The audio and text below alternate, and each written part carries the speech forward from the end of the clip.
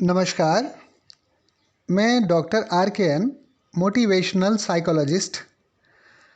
आज के वीडियो के लिए माफ़ी चाहता हूँ, क्योंकि ये वीडियो सिर्फ़ उन लोगों के लिए है जिनको अच्छे काम और घोर मेहनत के बावजूद बार बार असफलता मिलती है, बुराई मिलती है, अपमान होता है, नुकसान उठाना पड़ता है, या हिम्मत हार चुके हों, निराश होकर चिंता, स्ट्रेस और डिप्रेशन का शिकार हो रहे हों और सारी बर्बादी का जिम्मेदार खुद को, अपने भाग्य को और दूसरों को मान रहे हों।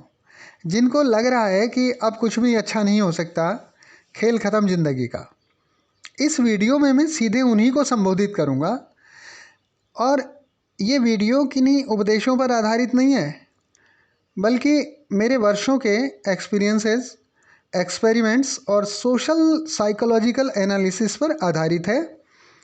अगर आपने ध्यान से पूरा सुन लिया तो आपको वीडियो के आखिर तक आपको लाभ महसूस होंगे बहुत सारे।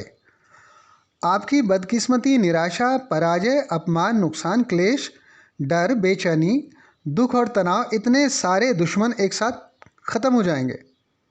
अब आइए शुरू करते हैं।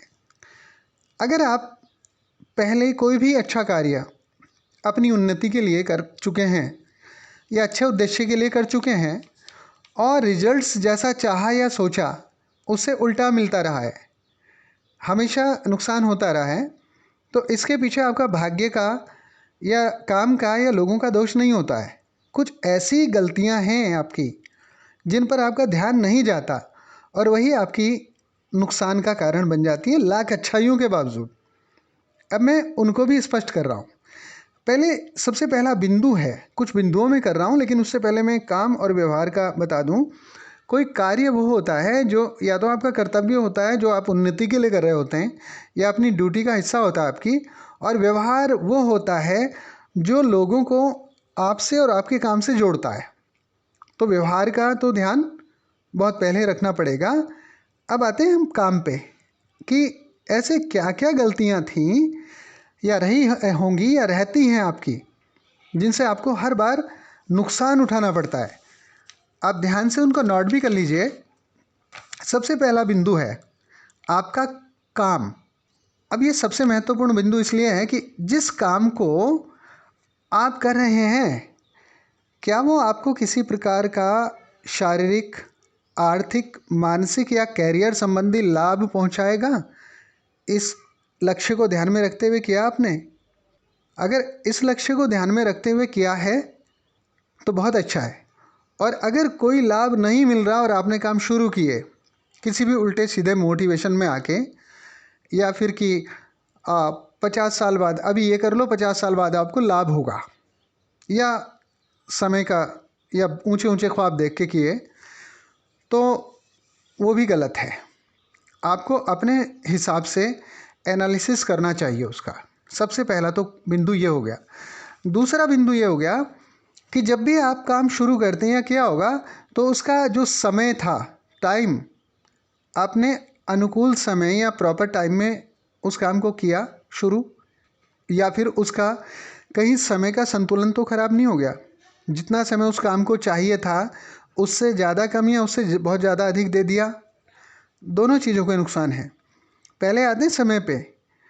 अब मान लिया एक काम है, मैं सिंपल काम के बारे में बात करता हूँ कि हम साधारण लोग पूजन करते हैं, सुबह या शाम करते हैं, ठीक?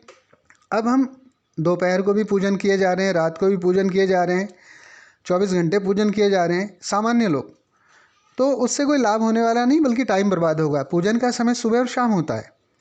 या फिर हमारी ड्यूटी 10 से 4 बजे की और हम जो है 12 बजे पहुंच रहे हैं वहाँ पे। या फिर दुकान खोल रखी है हमने, दुकान सुबह से चलती है शाम तक, हम पता चला कि हमने दोपहर से रात तक खोलने में सी, जहाँ ग्राहक नहीं रहते या कस्टमर नहीं रहते, तो हमारे काम का समय अगर ख़राब होगा, या फिर पता चल रहा है हम किसी काम को हमें 6 घंटे देने चाहिए थे और हम सिर्फ आधा घंटा दे के खाना पूर्ति कर रहे हैं, पूरे मनोयोग से नहीं कर रहे। या फिर पता चल रहा है कि 6 घंटे हमारा काम चलने का टाइम है, जो ड्यूरेशन है, हम उस काम को 24 घंटे दे रहे हैं या 12 घंटे दे रहे हैं, तो फ़ायदा कुछ नहीं है, एक्स्ट्रा टाइम बर्बाद हो रहा है, तो उसमें हमारी एनर्जी ख़राब हो रही है, उससे निराशाएं ज़्यादा बढ़ती हैं क्योंकि सफलता उतनी नहीं मिलेगी। इसलिए काम का समय और ड्यूरेशन, समय अवधि, वो बिल्कुल एक्यूरेट होनी चाहिए। इस बात को भी आप ध्यान में रखिएगा। दूसरा मैं बता रहा हूँ आपसे कि आपका काम बहुत अच्छा है, लेकिन उसका जो प्रेजेंटेशन है, तरीका, वो अगर अच्छा नहीं है, उत्तम नहीं है, या फिर सामने वालों को प्रभावित नहीं करता, या किसी के समझ में नहीं आता, या फिर किसी के द्वारा रुकावट डालने पर अपना धैर्य खो देते हो, या रास्ता भटक जाते हो, या स्पष्ट नहीं कर पा रहे हो, तो प्रेजेंटेशन खराब है तो भी काम खराब हो जाएगा, चाहे कितना भी अच्छा हो, कितना भी महान उद्देश्य को लेकर आप कर रहे हो। ज्ञान आपका बहुत ज़्यादा है, लेकिन तरीका आपको प्रेजेंटेशन करने का नहीं आता, तो ज्ञान बेकार हो जाएगा। आपका ज्ञान थोड़ा सा है और आपने बेहतरीन ढंग से उसको प्रेजेंट कर दिया, तो वो भी सफलता की श्रेणी में खड़ा कर देगा आपको। ये भी चीज़ है।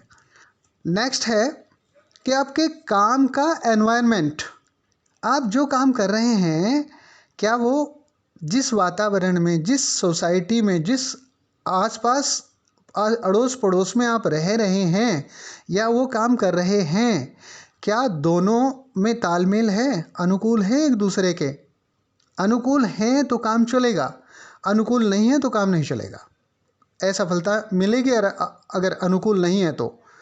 जैसे मैं एक एग्जांपल दे रहा हूँ कि आप ये भजन करना बहुत अच्छी बात होती है, भजन कीर्तन करना अच्छी बात होती है, भले ही उससे कम से कम ये है कि मुझे आत्मसंतुष्टि मिल जाए, ऐसा सोचते हैं आप। अगर आप किसी मंदिर या अपने घर की जगह भजन करते हुए गली में निकल गए, अच्छा काम कर रहे हैं आप, और ऐसे मोहल्ले में पहुंच गए जहाँ आवारा कुत्ते बहुत रहते हैं, समझ गए आप, आवारा कुत्ते, तो क्या होगा? आप तो घंटी बजाते हुए, मजीरा बजाते हुए जा रहे हैं, एक कुत्ता भौंका, उसको देख के 10 कुत्ते भौंक गए और एक दो ने मौका पाकर आपको काट लिया, नुकसान हो गया ना। अब आप दोष देंगे जी मैं तो बहुत अच्छा काम कर रहा था, भजन कर रहा था, लेकिन ये काट लिया मुझे कुत्तों ने, नुकसान हो गया मेरा। अब आप कुत्तों को दोष दे रहे हैं, लेकिन कुत्तों का क्या दोष? कुत्ते बोलेंगे हमने सही किया, ये हमारे एरिया में ही क्यों घुसा, अजनबी, और यहाँ पे ये घंटी क्यों बजा रहा था। वो अपने आप को सही ठहराएंगे और आप अपनी जगह पूरी तरह सही हैं। दोष किसी का नहीं है, कुत्तों की ड्यूटी है कुत्तापन करना, कुत्तों की ड्यूटी है, उनका वो कर्तव्य है, उनको भगवान ने यही काम दे रखा है भाई। इसलिए आपको अपने काम और एनवायरनमेंट के बीच में तालमेल करना बहुत ज़रूरी होना चाहिए कि एनवायरनमेंट के अनुकूल काम करें, या फिर अगर आप एनवायरनमेंट को नहीं बदल सकते तो आप उसके अनुकूल काम करो। नेक्स्ट है कि आपका जो काम है उससे जुड़े हुए लोग या आपकी मित्र मंडली, जो आपकी मंडली है, मंडली आपके आसपास के लोग, वो कैसे हैं?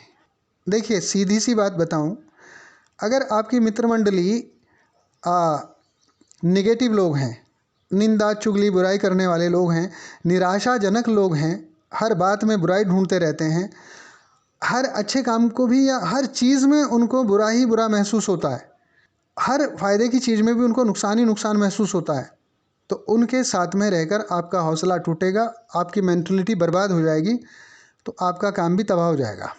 लिख के ले लीजिए आप, आपका काम सफल उस हद में हो सकता है जब आपके जो आसपास लोग हैं वो या तो एनर्जेटिक हों, या फिर कोऑपरेटिव हों, या सपोर्टिव हों, और या फिर हो ही ना, अकेले काम शुरू करो। ये मैंने जो बिंदु बताए, ये हैं वो जिम्मेदार जिससे आपके काम बर्बाद हुए होंगे, जिससे आपको निराशाएं हाथ लगी होंगी। आपका भाग्य जिम्मेदार नहीं है, भाग्य आपका बहुत बढ़िया है। आप इन 4 बिंदुओं के हाथ में रखिए, बिल्कुल लिख के हाथ में, और इस आधार पे नए ढंग से काम शुरू कीजिए। तब देखिए कि आपका भाग्य, जिसे आप दुर्भाग्य कह रहे थे, वो कैसे सौभाग्य में बदलता है। और रही बात, अब मैं आपसे एक और महत्वपूर्ण चीज़ कह दूं कि भूतकाल में जो बुरी घटनाएं हुई, आपके काम फेल हो गए, आपको घाटे उठाने पड़ गए, उस डर को दिमाग से निकाल दीजिए। तब से अब तक पता नहीं कितना पानी समुद्र में गिर चुका है, कितने मौसम बदल चुके होंगे, समाज बदला है, सब चीज़ बदल चुकी हैं। अब आपको दोबारा से शुरू करना है और पुराने अनुभव ज़रूर रखिए अपने साथ, लेकिन बुरी घटनाएं नहीं। अनुभव से जो शिक्षा मिली है उसको रखिए।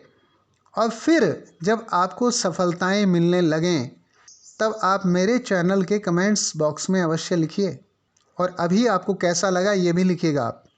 और अगर आपको वीडियो उपयोगी लगा तो लाइक शेयर अवश्य कीजिए, सब्सक्राइब भी कीजिए, जिससे मुझे भी लगे कि मेरा जो कैंपेन है वार अगेंस्ट निगेटिविटी वो सफल हो रहा है। और अगर आपको लगता है कि आपके प्रियजनों को मेरे वीडियो से लाभ हो सकता है तो मेरे चैनल को उनसे भी सब्सक्राइब कराइए, बेल आइकन भी दबाइए, और ताकि मेरे पहले के और आगामी वीडियोस आप तक सरलता से पहुंच जाएं। आपको ढेरों शुभकामनाएं। धन्यवाद।